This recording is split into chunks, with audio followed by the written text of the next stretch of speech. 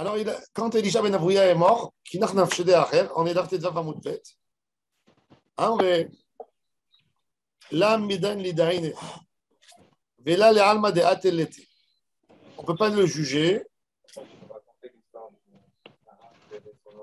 Alors ce Rav, il avait son enfant, il a tout lâché. Et il marchait avec sa femme dans la rue.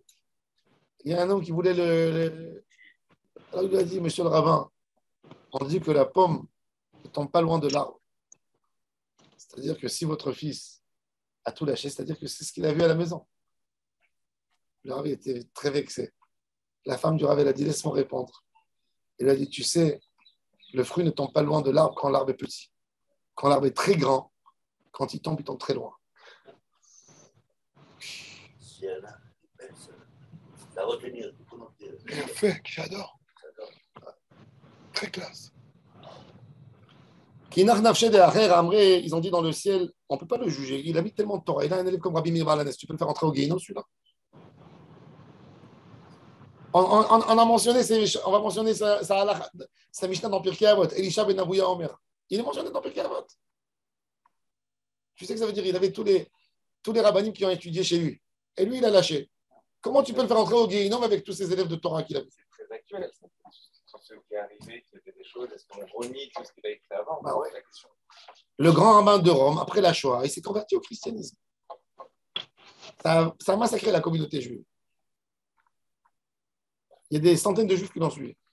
À l'époque, en Espagne, entre 1391. Il y a plein de rabbins qui ont fait des conneries. Non, mais des livres de folie. Entre 1391 et 1492, l'expulsion des juifs d'Espagne, il y a eu l'élève du Ramban qui a lâché. Il y a eu le Rav de Tolède qui s'est converti au christianisme. Le Rav de Tolède qui s'est converti au christianisme, 5000 juifs l'ont suivi. Tu sais ce que ça veut dire? Maintenant, ces gens. Lustiger aussi à Paris. Non, mais Lustiger, il n'a jamais été rabbin. Et Tolède, par rapport à l'Inquisition, il a accepté. Non, mais avant. Non, il y avait des pogroms. pogroms. Torah, tu vas chez Jésus. Il ne savait pas comment. Bon, il a écrit après des livres pour convaincre les juifs à devenir chrétiens. Il a dit aux juifs, tout ce que j'ai étudié en Torah, ça vaut rien. On a gardé aujourd'hui, jusqu'à aujourd'hui. Elisha ben Avouya, on a des textes à lui, mentionnés dans Pirkei Avot. La Torah de Rabbi Meir, quand Rabbi Meir il te dit des choses, tu sais que c'est des raisonnements de son grave. C'est pas pareil, mais lui directement, donc on a le droit, en fin de compte, comme quelqu'un, même si quelqu'un fait des bêtises, oui. S'il a écrit avant, s'il était sincère, si avant il était sincère, après il a. Non, des bras qu'ils n'ont pas brûlé des livres, je ne sais pas quoi. Parce qu'ils sont bêtes. Celui qui a fait des idiots. sodomie avec leurs enfants. C'est des idiots. C'est des idiots. Un rêve connu, je ne sais pas quoi. Bon, c'est des idiots. Ça avait fait un scandale. Peut-être ils ne veulent pas donner l'exemple. Je l'aurais dit. Oui. Encore une fois, c'est la chose que je ne me rappelle pas. Si l'homme, c'est un homme d'un caractère pourri qui a fait des choses terribles, ça, c'est autre chose. Mais si c'est quelqu'un, il avait un problème, il n'était pas assez religieux. Moi, j'ai des livres à la maison. Bon, je les cache pour ne pas que les gens qui viennent y voient, mais j'ai des livres à la maison, pas des grands religieux. Je les garde. Je lis. J'aime bien lire. Je sais faire le tri. Ce que j'accepte, ce que je n'accepte pas. Chez mes parents, il y avait. On regardait même les livres des rabbins tendus. Ouais. Pourquoi Dieu a jeté? On sépare entre la personnalité de l'homme. Il a écrit beau, il a écrit beau. Le Rav Yosef, dans ses citations, le Rav Mazouz, c'est le pire de tous. Le Rav Mazouz, dans un shiur, il peut te dire, j'ai lu dans un article dans Yediot Ahronoth. Et il le met dans le shiur. Ah, Manitou, c'est ça. Mais les Rav Démar qui ne supportent pas. Mais lui, il fait une séparation claire entre les Ashkénazes. Il se moque de lui parce que dans ses livres, il cite des gens pas du clan orthodoxe et tout ça. Mais il est comme ça. Le Emet, c'est du Emet. Il a bien dit. Ça a été bien écrit. Ah ben là, pourquoi... Le Rambam, il a pris des Grecs. Hein. Oui. Le Rambam, il a mentionné Aristote, il a mentionné... Socrate. Non. Alors, ils lui ont dit... En référence, pour prouver qu'ils étaient du faux, pas forcément... Dans mauvais rime... Moi, j'ai des livres à la maison. Comme j'avais des enfants, j'écris au début du livre. 7 pages à 7 pages, je ne suis pas d'accord. Je mets ça comme ça, au début. Même quand mes enfants, ils ouvrent, ils disent, je n'ai pas accepté, j'ai écrit. qu'il y a un problème, que je lis le livre avec. Quand je regarde, je ne le prends pas à la lettre. Il y a des gens qui respectent, qui ont un respect extraordinaire pour chaque mot écrit. Donc, n'importe ce qu'ils voient, ils disent j'ai vu dans un livre. Non. Juste ces pages-là, Je me rappelle, moi, mon père, mon père était très. Lui et ma mère, ils sont venus d'un milieu scientifique. Donc, à la maison, il y avait plein de livres de médecine, de trucs. Et je voyais que mon père, chaque fois, il y avait des trucs qui parlaient de l'évolution, des milliards d'années. Il mettait des étiquettes. Et moi, sans que personne voie, je reprenais le livre. J'allais aux toilettes et je prenais des heures. Des fois, je prenais des lames pour voir qu'est-ce qu'il a voulu cacher. C'est ce qui m'intéressait. Et je voyais des choses de cuirasse. Bon. Mais il faisait, tu vois, il y avait des livres à la maison.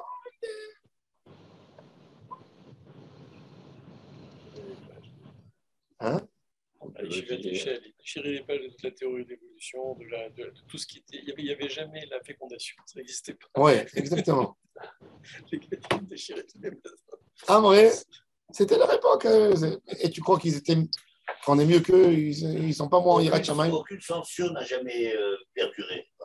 Quand on voit l'histoire, tout ce qu'on a voulu cacher, ça a été dévoilé un jour. Avec le téléphone aujourd'hui. Mais tu le disais à ton gosse, tu dis voilà, Bien c'est sûr. ça, et puis voilà. Ces livres, ils sont 1000 fois mieux. C'est des gens sérieux qui les ont écrits. C'est 1000 fois mieux qu'un chat GPT qui te dit des choses que tu ne sais même pas. D'où il te les a pris. Ils sont... Aujourd'hui, ou des choses comme ça. Le livre de l'intérieur, là. Très beau livre. Ah ouais. Très bien. Mais à un moment donné, donc, tu rentres parce que c'est 90% dans la.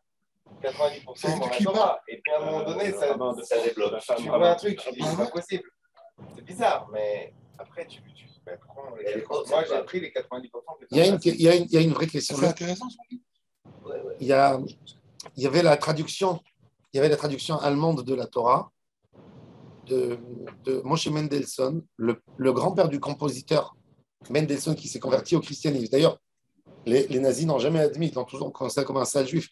Il faut savoir que quand Hitler est monté au pouvoir, ils ont interdit dans tous les opéras, les maisons d'opéra, de faire écouter Mendelssohn. Le grand-père, Moshe Mendelssohn, le premier, Moshe Mendelssohn, l'auteur du livre, un des livres les plus connus de l'Europe, Jérusalem. En fait, il parle du Ham Israël. Ce monsieur a traduit toute la Torah en allemand avec des idées très proches du temps, du modernisme, etc. Le Rav Hirsch, en équivalence à lui, pour ne pas que les juifs orthodoxes lisent ses livres, lui, il est venu bien après lui, 100 ans après, mais les idées de Mendelssohn étaient tellement puissantes, même chez les orthodoxes, qu'il a écrit sa traduction à la Torah en allemand. Et le Rav Hirsch a fait, justement pour ne pas faire de la Torah un livre d'ordre, ce qui mettait en pression beaucoup de juifs modernes à l'époque, il a pris toutes les mitzvot et il a cherché le symbole de chaque mitzvah. C'est très intéressant. Parce que dans chaque mitzvah, le Rav Hirsch, il prend le symbole de la mitzvah. Qu'est-ce qu'elle symbolise pour nous? Ça veut dire, au lieu de mettre le point sur l'ordre, tu es obligé de faire tes chayav mita, sinon, tu vois, il l'enlève, il prend le symbole. Ce qui a fait ramener beaucoup de juifs au judaïsme dans son époque. Mais en tous les cas, quand le livre de Moshe Mendelssohn est arrivé, lui, ses élèves, c'était tous. D'ailleurs, son petit-fils, Moshe Mendelssohn, s'est converti au christianisme. Tous ses élèves ont tous lâché. Le compositeur, il était oui, il s'est converti au christianisme. Et ils ont participé indirectement à la naissance de la réforme. Oui, c'est le mouvement réformé, Geiger et David Friedlander et tout cela, c'était tous ces élèves de Mendelssohn. Maintenant, dans le livre de Mendelssohn, il n'y a pas. Ça veut dire que c'est des choses qui sont. Il va sur les limites. Il est borderline, il n'est pas.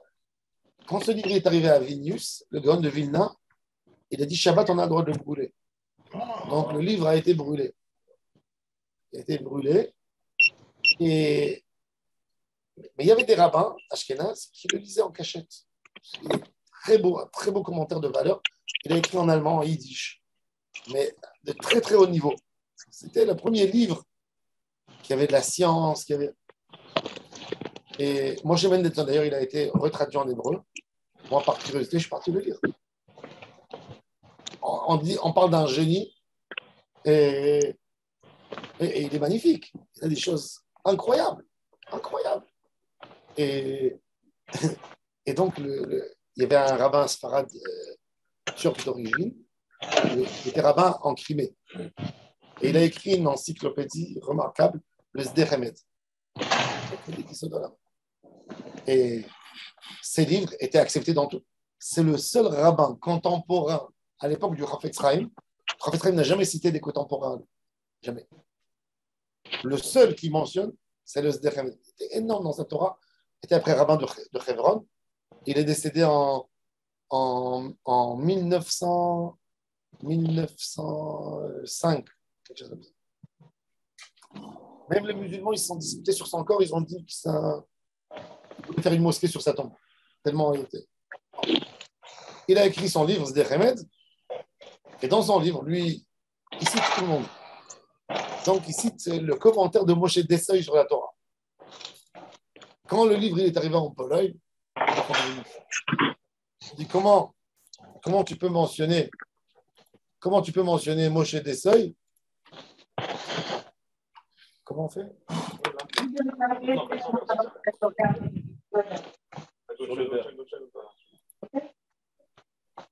C'est ça?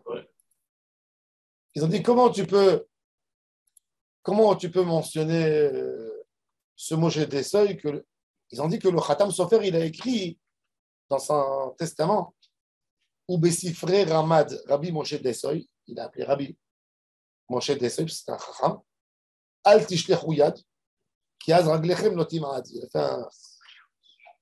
Ils ont dit comment tu peux le citer. Alors le SDRM il leur a dit écoutez, moi je ne suis pas ashkenaz, je ne connais pas vos politiques internes.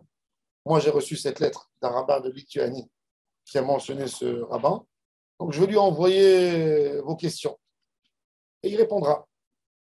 Il a pris toutes les questions qu'ils ont écrites sur la personnalité de ce monsieur. Et il a envoyé un des plus grands rabbins de la Lituanie qui s'appelait Rabbi Yosef Zecharia Steren, qui était un génie, mais son gendre était a fondé Hod HaSharon. Ouais. Il lui répond, il dit à ces ignorants qu'on a le droit d'étudier. Et il dit, ce que nos sages ont averti de ne pas, on va voir ici tout de suite dans la Gemara, qu'on n'a pas le droit d'étudier chez un homme qui n'est pas bon, qui n'a pas de valeur, c'est uniquement quand lui c'est un orateur et toi tu es devant lui qui est son élève. Pourquoi? Parce qu'un élève, quand il rentre étudier, il ne peut pas étudier s'il est d'une position qui n'est pas un récipient. Quand tu veux étudier, tu dois te mettre récipient. Donc il dit, il ne va pas contredire son prof. À chaque fois, il dit, tu n'es pas venu étudier, tu es venu embrouiller. Mais il dit, mais quand c'est dans un livre, tu as un choix de tourner la page si ça ne te plaît pas. Donc il dit, il n'y a pas de problème d'étudier. C'est vrai. Il cite le Maharal de Prague, il cite plusieurs choses. Et sur ça, ça appuie beaucoup de rabbins. C'est pas un problème de Mochin aussi, parce qu'il y a des Mochin qui rentrent chez toi. Bon, on voit dans la. Alors, ils lui ont répondu. Ils lui ont dit qu'une des choses que Elisha Ben Abouya a lâché tout, c'est écrit ici, c'est qu'il avait les livres grecs qui lui tombaient sous les mains. Alors, ils disent que bon, il y a plusieurs réponses là et là. Mais en tous les cas, c'est un débat. Est-ce qu'on a le droit d'étudier? Alors, il lui a dit. Enfin, ça dépend pour qui. Ça peut être interdit pour les uns et autorité pour les autres. Ouais. Alors, ils ont dit on met Elisha Ben Abouya en. La compétence de critiquer ce que tu apprends, ce que tu dis. Ça dépend aussi si tu as une compétence. Ouais. Si un homme n'a pas la capacité de faire la différence, comme que la Gemara va dire après. Alors, qu'est-ce qu'ils ont fait? Ils ont mis Elisha Ben Abouya dans le Kafakela. Kafakela, c'est ni Ganeden ni Gehinom. Le pauvre. Tu te balades. Ils l'ont mis là-bas. Navenad. Et Mishum de. L'homme il donne Mishum de Asik Beoraita. Velo la alma de Atelete. Mishum de Hata, il a fauté. Amar Rabbi Meir, je préfère qu'on le juge, mon rave, qu'on le mette au Gehinom et après il prend Ganeden. Moutav Delidaine, vérité de Admayate. Matai, Amout, Veale, Hachem Mikiro. Il a dit, il se souhaitait de mourir déjà et de faire le tikkun de son rave. Le jour où Rabbi Meir est mort, la fumée sortait de la tombe de son rave de Elisha Ben Abouya, qui était enterré à Tibériade. Elle s'est arrêtée de sortir. Non, elle fumait. Kinar Nafshed Rabbi Meir, Salik Kutra, Miki Vredea. C'est comme s'il y avait une cheminée sur la tombe de Elisha Ben Abouya, elle lâchait pas. Elle sortait. Kinar Nafshed Rabbi Meir, Amar Rabbi Yochanan. Il a dit, tu exagères. Gvorta Lemik Larabé. Tu te crois que tu te prends pour un sérieux parce que tu as brûlé ton rave? Khadava benana, velo matinan le hatsule. Il a dit on avait un parmi nous qui a pété un plomb et on n'est pas capable, nous tous, dans la société, de l'amener au Gan Eden. C'est quoi cette amitié? Regardez Rabbi Yochanan. Il y avait un parmi nous qui est tombé, qui a été piégé, on n'est pas capable de le sauver. Inakte beyad, man marmelen min. Il dit si moi je le prends dans ma main quand j'arrive dans le Olam Haba, qui c'est qui va me le détacher de ma main? Amar matay amut va'achaber ashan mikifro. Quand je mourrai, j'éteindrai la fumée de chez lui. Rabbi Yochanan n'est pas mort beaucoup longtemps après. Qui n'a rien fait de Rabbi Yochanan, pasak kutra mikivre de acher. Le moment où Rabbi Yochanan est parti, la fumée a arrêté de la tombe de Elisha ben Avouya. C'est extraordinaire. Alors, on n'entend jamais personne. Qu'est-ce qu'il a dit, le Safdan, sur Rabbi Meir, il a dit, sur Rabbi Yochanan, le Esped, il a dit, toi, Rabbi Yochanan, t'es tellement énorme, même le gardien du Guéhinom ne peut pas tenir devant toi. C'est-à-dire, il est rentré au Guéhinom, il a pris Elisha ben Avouya, il est sorti avec lui. Donc, il a été sauvé. Ouais. Tu as dit non, avant. Non. Ah, il a dit, Fatah, allez, où Safdan, le Safdan a dit, Afilou Shomer à Petach, le gardien du Guéhinom n'a pas résisté devant toi. Afilou Shomer à Petach, on a mal de Rabbeinu. C'est Rabbi Yochanan qui l'a Ouais, qui l'a sauvé. Ouais. Bitosh et l'Acher. Rabbi Meir, il aimait trop, je crois. On ne peut pas le sauver. Bitosh et l'Acher, Atia le Kameh des Rabbi. Nogia Badavar. La fille de Elisha ben Avouya, elle est venue devant Rabbi. Amra les Rabbi par décennie. Donne-moi à manger avec la famille. Amra la Batmia, tu es la fille de qui? Amra lo Bitosh et l'Acher Ani. Je suis la fille de l'Acher. Elle a dit quoi? Il lui reste encore des enfants, ce salopard. Comme ça, il a dit. Ça veut dire dans une manière de s'exprimer. Amar la Adain yesh mizaro ba'olam, ve'aketiv, il est écrit lo nin lo ve'lo nechet be'amo ve'en sarit b'megurav. Il a dit comment ça se fait qu'il lui est resté. Job, il a dit que les gens fauteurs qui ont fait tellement de mal, parce que Elisha dénonçait les Juifs au roman. Comment ça se fait qu'il a eu comme ça? Il était étonné. Et la fille, elle était vexée, la fille. Comme ça, il parle de son père. Alors, Amralo zechor le Torah tov al tizkor ma'asav. Rappelle-toi de ta Torah, de sa Torah, des bons moments qu'il a passés. Pourquoi tu rappelles les mauvaises choses? Miad yarda esh vesirsecha safsalosh el Rabbi. Il y avait le feu qui est descendu sur le banc, sur le fauteuil où il était assis, Rabbi, pour lui dire ne le touche pas, arrête de parler de lui. Bacha ve'amar Rabbi uman amitzganim bakach la mishtabrin ba'al chakama vechama. Si dans le ciel on me dit pour un homme qui s'est sali tellement, on me dit regarde sa Torah et ne regarde pas. Les amis du ciel, ils étaient d'accord avec sa fille. Et ne regarde pas ses mauvaises actions. Un tzaddik que toute sa vie était dans la Torah. Quel bonheur il va avoir dans le. La réponse à la question, c'est ça. Ouais. Ça répond. Ça répond. Non. On ne regarde pas ce qu'il a fait, on regarde ce qu'il a enchaîné. C'est des bonnes choses. Donc, on garde les livres. De toute façon, Rabbeinu Tam, il a fait un chérem. Celui qui parle sur un mort, il tombe dans un chérem de Rabbeinu Tam.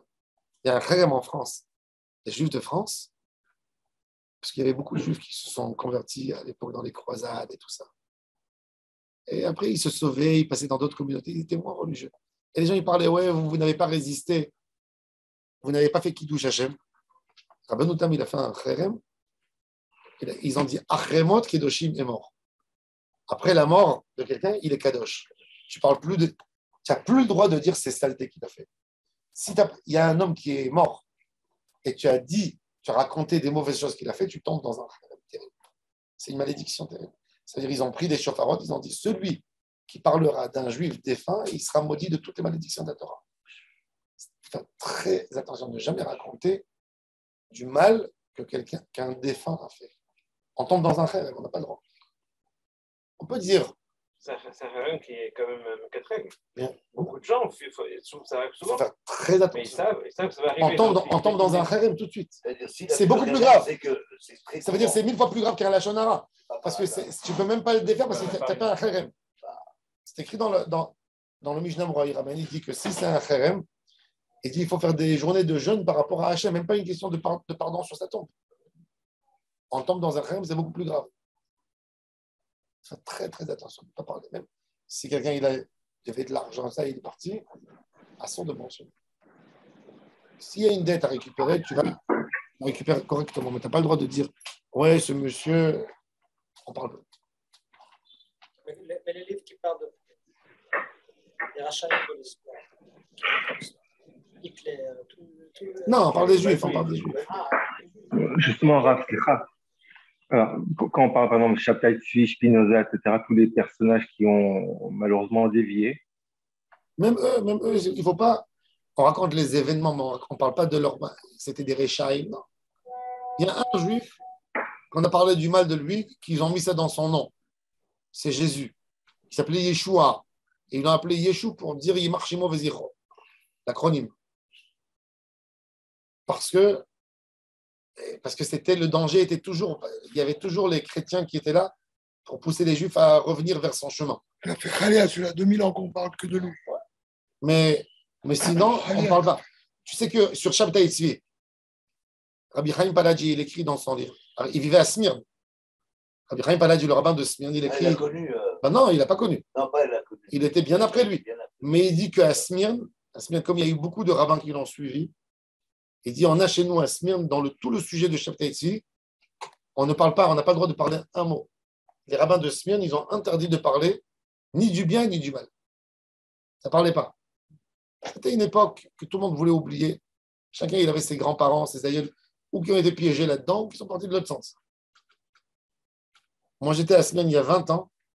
On est parti, le cimetière était complètement dévasté par des roseaux, parce qu'il y avait une source d'eau qui envoyait tous en eau dans le cimetière. Donc, il y avait des roseaux qui ont cassé toutes les pierres tombales de l'intérieur. Et on ne pouvait pas rentrer dans le cimetière. Tu ne pouvais pas rentrer. Il y avait une petite partie où tu pouvais rentrer. Tout le reste, c'était plein de roseaux. Tu ne pouvais même pas t'approcher. Alors, je suis parti avec mon ami. On est parti. J'ai dit, viens, on va à la mairie. On se plaint qu'ils viennent nettoyer. On est parti. Personne ne nous a regardé. Izmir, c'est une ville où il y a 5 millions d'habitants.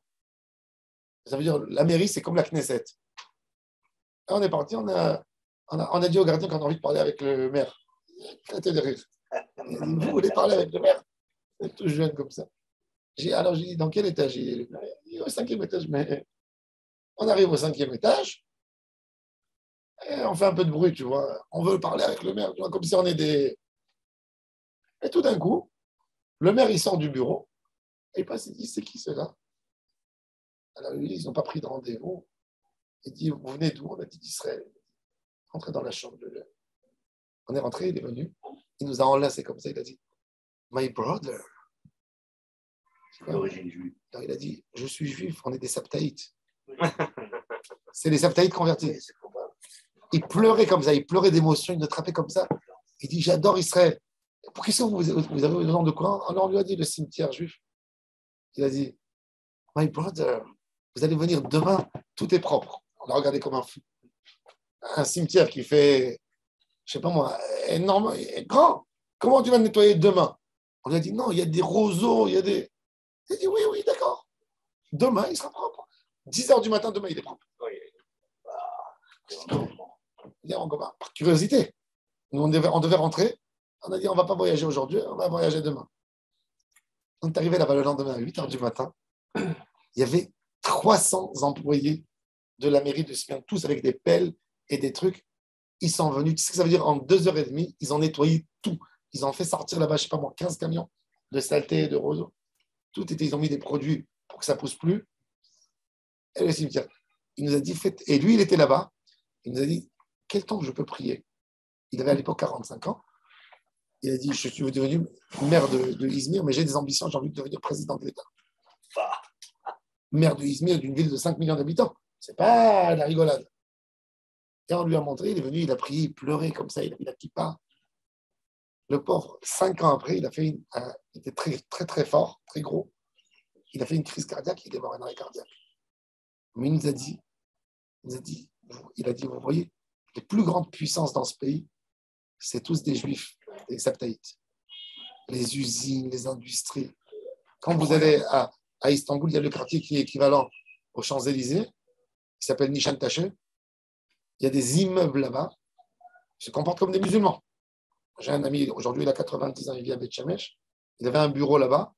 Il venait chez lui, les Saptaïtes, ils demandaient de lui ramener des matzot pour Pessah. Et ils ont un endroit où ils enterrent leurs morts. Ils font la tahara comme des juifs. ils font à l'intérieur tous les versets juifs, et à l'extérieur, ils disent Allahu Akbar, comme les musulmans. Ouais. Les vendredis, ils vont au Bosphore, et ben, ils ont les quartiers les plus chics, je ne sais pas, ils ont des noms hyper musulmans, plus que c'était normal, pour éloigner le doute. Dans leurs immeubles, tu ne peux pas rentrer habiter. Ils ont un truc interne entre eux, que des familles, des Sabtaïtes, ils peuvent habiter là-bas. Et ils savent qui c'est qui peut rentrer. Non. Mais ils ont des livres en hébreu, ils ont un Beth Midrash caché, comme l'Inquisition, où ils ne montrent pas. Et moi, j'ai assisté il y a 10 ans au rabbinat à Istanbul. Il y avait un peur aujourd'hui. Parce qu'ils ne veulent pas se faire. D'abord, ils ne veulent pas se faire pointer du doigt. Atatürk lui-même était Sabtaïte, on dit. Atatürk était Sabtaïte. Il y a un témoignage de Eliezer Ben Yehuda, de son fils. C'est qui Atatürk? Le fondateur de la Nouvelle République, la Turquie moderne. Après l'Empire ottoman, c'est la Turquie. Lui, il ne s'est jamais marié. Il a dit qu'il s'est marié avec l'État. Bon, il avait plein d'enfants hors mariage. Il a légué tout son héritage à 2 cousines, une Estérina et une Sarah. C'est des gens qui existent pas chez les musulmans. C'est vrai que les juifs, ils sont partis. Il n'y a pas de Esther chez les musulmans, ça n'existe pas. Sa cousine, Germaine, il a demandé de lui faire passer sa retraite. Et... Bon, et là-bas, il y a des puissances énormes. Ils ont des choses cachées entre eux. Ils ne font pas rentrer les gens que s'ils font confiance à 100%. Et la population musulmane, elle ne peut pas les supporter. Ils les appellent les dounmés. Dounmés, c'est très sale. Ça veut dire, c'est très péjoratif. Ça veut dire travesti. Donc ils savent. Non, ils ne peuvent pas les supporter. Ouais, mais ils savent, oui. Mais ils ne connaissent pas. Alors, eux, ils se cachent. Mais ils se travestissent, en vrai. Oui. Donc, ils les appellent comme ça. Et ils sont très puissants. Ils sont partout. Qui n'est pas choisi. Alors, même sur Shabtai Tzvi, donc je reviens à la question de Raphaël, il ne parlait pas. Même il y avait en Pologne les franquistes. D'ailleurs, pour répondre encore à ta question, chez les rabbins sfarades, on ne parlait pas des gens qui ont lâché. C'est pour ça que le milieu sfarade, les enfants, ils ont eu le choix de retourner. Chez les Ashkénazes qui critiquaient énormément ceux qui se sont attrapés à la Haskalah, qui sont devenus modernes, les enfants ont arrêté de fréquenter la communauté juive. Et ils se sont éloignés complètement. Il y avait chez nous, on ne parle pas. On ne parle pas, c'est tout. Ça te donne quoi de parler? Si il a un petit-fils, il va faire tchouva un jour, tout passe. La Gemara a dit maintenant, elle pose une question. Comment Rabbi Meir, il a fait une chose pareille, d'étudier la Torah chez un Rav qui est devenu complètement athée? Non, mais le Rav, mais le Rav, il le prend. Mais Rabbi Meir, il a continué à le suivre. Imagine-toi un rabbin et bon, il a pété un plan. Ok, je ne vais pas parler du mal. Mais d'aller continuer à étudier chez lui la Torah? Parce que tu connais sa richesse. Si demain tu pètes un plomb, on continuera à t'arrêter. Des Rabbi Meir. Eric Amar, Torah mi pouvait de Rabbi Meir, moi je suis Rabbi Meir. Comment ça se fait qu'il a étudié la Torah de Acher? Amar Rabba Bar Chana, Amar Rabbi Yochanan, Maï dirtir, qui sifte Kohen Ishmeru Dat, Vetorah Yevakshu mi piu, qui Malach Adonai, c'est le prophète Malachi. Malachi, il a dit, vous allez aller chez le Kohen, parce que le Kohen, c'est un kadosh, il est proche d'Hachem, il se donne à Hachem. C'est comme un ange qui Malach Hachem Tzevaotu. אם דומה הרב למלאך אדוני צבאות, יבקשו תורה מפיהו. ואם לאו, אל יבקשו תורה מפיהו. Si le Rav ressemble à un ange, va apprendre de lui la Torah. S'il ne ressemble pas à un ange, n'apprend pas de lui. Alors il a dit, Amarish Lakish, Rabbi Meir, Kera Ashkach Vedarash. Rabbi Meir, il a trouvé un pasouk et il a trouvé un soutien de ce pasouk sur son comportement. Quoi? Il a dit, Hat oznecha, ushma divrei chachamim, va étudier chez les sages, mais donne-moi ton cœur. Il a dit, ne donne pas ton cœur aux sages. Du moment où tu donnes le cœur à Hachem, tu peux étudier même d'un homme qui n'est pas correct. Il y avait beaucoup de rabbinim qui ont étudié à l'université. Le rabbi de Lubavitch. Tu crois que quoi? Que les profs qui enseignaient là-bas, ils ne faisaient pas des kfira? Oui. Mais il était très grand. Il y avait un rav, Aruch Laner, le rabbin de Altona en Allemagne. Il a fait 5 ans, il est universitaire dans le domaine de la philosophie et tout ça.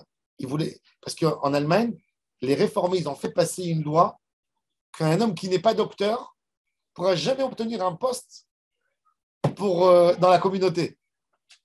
Ça, c'était pour obliger les communautés à choisir des rabbins, des néologues qui n'étaient pas religieux. Donc lui, pour leur enlever, qu'est-ce qu'il a fait? Il est parti à l'université. Mais la majorité des gens qui sont à l'université, après 1 an, il lâchait tout. Les études Shabbat et les trucs. Lui, 5 ans, il est parti à l'université. Tous les jours, il faisait taranit. À l'université, il mangeait que le soir pour se rappeler de l'Eirat Shamayim, de ne pas tomber. Et devenir rabbin était très influent. Et il était obligé de lui donner quand il s'est présenté au poste, il ne pouvait pas le... Alors il lui a dit, les da'atam lo ne'emar les da'ati. Rabbi Hanina, il a étudié encore un texte. Amar me'ach hashimi bat uri ve'ati oznech ve'shichri amech u bet avich. Il a dit, il y a un autre passage qui nous dit, qui parle comme une femme mariée, il dit, oublie le comportement de tes parents. Tu t'es marié, ça y est. Alors il a dit, même Rabbi Meir, il a dit, au moment où je suis avec lui, j'oublie tout le reste et après je fais mon analyse. Kashuk re'adad et l'akashia. Abe gadol, abe katan. Un homme qui est grand en Torah, il peut se permettre. Un homme qui est petit, c'est dangereux pour lui. Voilà ce que je... Rav di mi amar amre b'ma'arava, Rabbi Meir achal tahla ou sheda shechla lebara. Ils ont dit, Rabbi Meir, il a mangé le fruit de la date et il a jeté la graine. Il savait jeter la graine. Il n'a pas mangé. Il savait faire le tri. Darash Rava. Dans Shirachirim, on nous dit je suis descendu dans la Guina des Egozim. Et j'ai vu les Ibé Anachal, les fleuves qui sont à côté. Les Manim Shelu Tamid Chachamim, les Egoz. L'Omar Ma Egozé. Afal Piche Meluchlach Betit ou Betsoa, et Maché Betochonim As. Af Talmid Chacham. Afal Piche Sarach, En Toratonim Eset. De la même manière que la noix, elle peut tomber dans la saleté, dans les excréments, dans la boue. Et la noix, elle n'est pas abîmée. Pourquoi? Parce qu'elle a la protection de la coquille. Et bien même les Talmidei Chachamim, même si en leur apparence externe, ils se sont salis, ils ont fait des choses pas correctes, le Torah, quand il t'a dit quelque chose de Torah, tu peux lui faire confiance.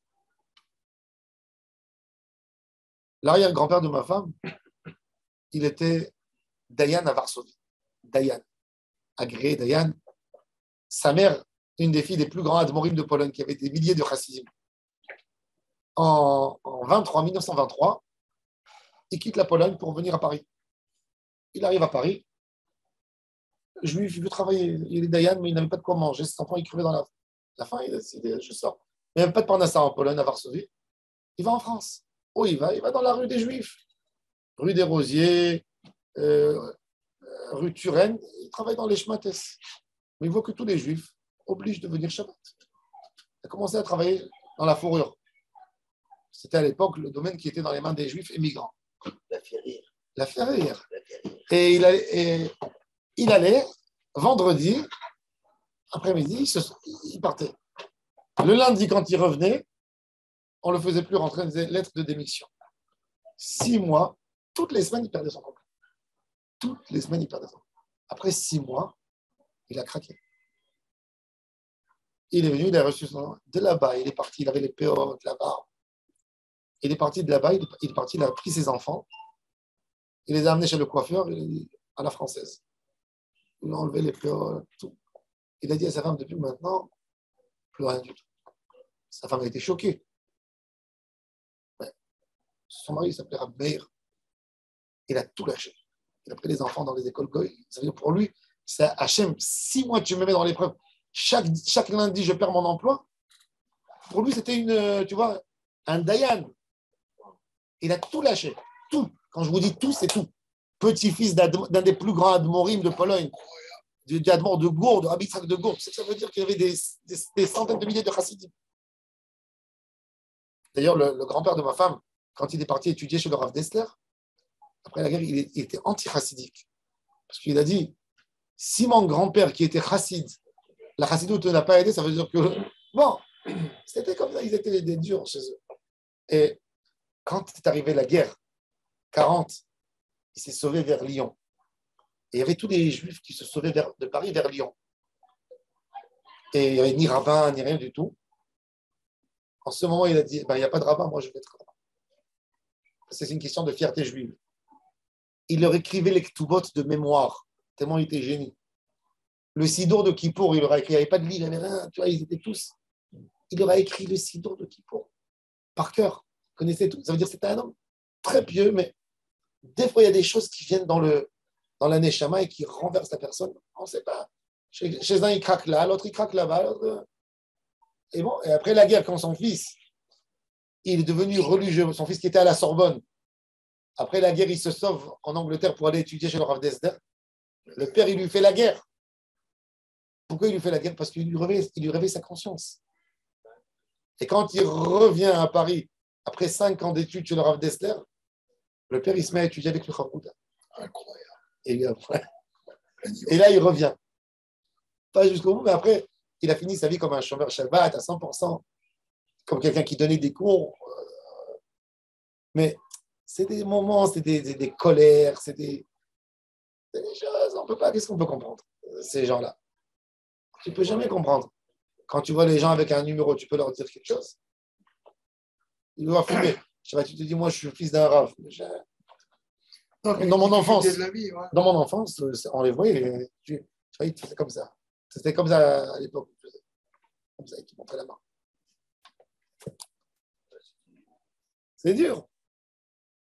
Alors il dit, même si tu as mis les chachamim, même s'ils se sentent salis, c'est que la pousse. Regardez maintenant quelque chose de terrible. Quand même, Rabbi Meir, il a étudié la Torah chez un homme pas correct, n'est-ce pas? Regardez un témoignage du ciel. Écoutez ça. Avec ça, on va terminer.